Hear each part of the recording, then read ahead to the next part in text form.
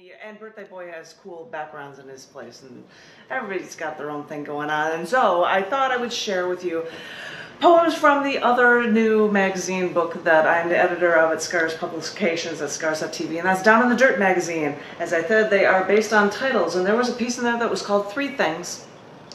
Three Things. And so I said, I've got this great little shot of some Queen Anne's lace, which I don't get to see when we're down in Austin. There's something similar to it, but it's not quite the same. And I'm seeing Queen Anne's lace everywhere up there, and I'm like, wow, get a load of that. And it's just a weed, but it's just cool. So, anywho, I was going to share with you actually 4, but they're all Twitter-length periodic table poems, so they're shorter.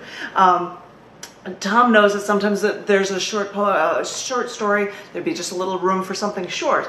But there's one gentleman who knew that I had read written periodic table poems, and he's starting to write short pieces of prose for different elements. I think only the first 80, or because that's all he could remember, or something to that effect. But he's been publishing them or posting them and sending them to me, and sometimes I would follow up one of his, and he has 2 in this story, in this issue. So I will share 2 that appear within the issue, but that's 2 at the end of the book. This first one, he wrote a piece called Gallium, so I have a piece called Gallium Anticipation. It melts in your mouth and not in your hands. For at 30 degrees C, everything is held in peril. Lick it, first tasteless, but astringent, then metallic, lasting a few hours. And it contracts as it melts, floating on its own liquid. Want to see? Isn't anticipation the best part? Twitter length, just enough for a Twitter length piece. And he did a piece about nickel. So I've got Nickel the Demon that is in this book. And here's how it goes.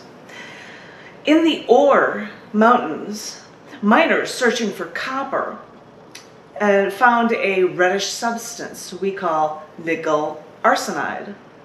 They thought they found copper, but couldn't extract it from the ore, calling it Kupfernickel. Kupfer is copper, nickel is demon.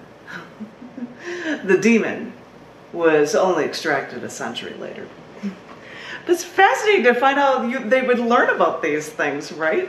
And then I've got 2 that are in the back here that I'm going to share with you. And this one is a bonus one for hydrogen, and it's called Hydrogen Cyanide Escape. His SS radio job broadcasted Berlin Nazi propaganda. When sent to Dachau, he saw the showers, heard the screams.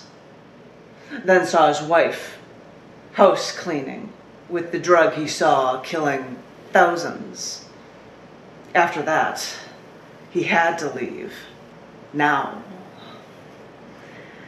Zyklon B, a house cleaner, was part of the things anyway.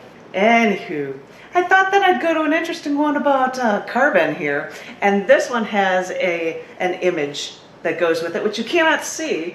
But it's got Mother Teresa, it's got the Pope, it's got slaughtered chicken farm things, and a picture of Hitler.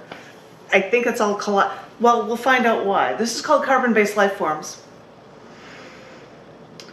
I think of us carbon-based life forms, Mother Teresa to Adolf Hitler, priests to factory-farmed animals. My mind is filled with joy and peace, and shudders from some of these atrocities, because carbon ties me chemically to all of life's history.